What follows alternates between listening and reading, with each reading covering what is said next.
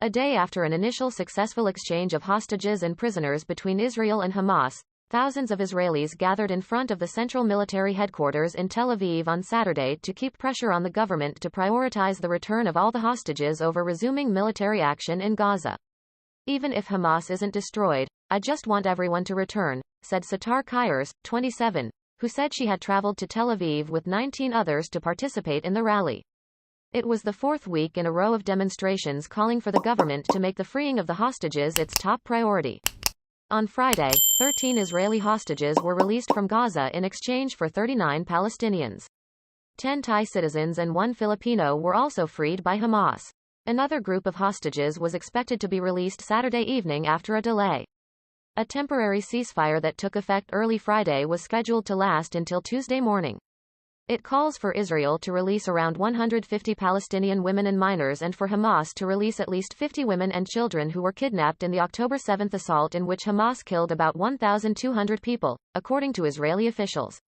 Israel has said that it was prepared to extend the deal to secure the release of more hostages. Roughly 240 people were abducted on October 7, so scores would still be in captivity in Gaza after the first 50 are freed. Shahar Moore, 52, whose relatives Karen Munder, 54, Ohad Munder Zikri, 9, and Ruth Munder, 78, were released on Friday, said his primary concern was getting his uncle, Abraham Munder, 78, home, too. Nothing interests me except returning all the hostages, he said.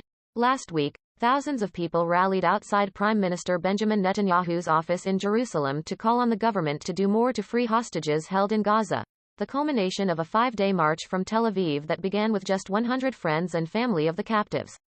The Israeli government has vowed to destroy Hamas and has said that its campaign to prevent Hamas from controlling any part of Gaza will continue after the short ceasefire.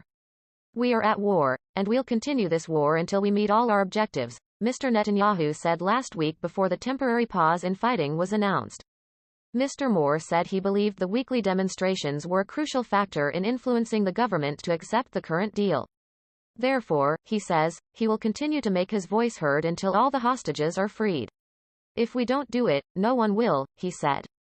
Please like and subscribe to our channel to be the first to know all the important news.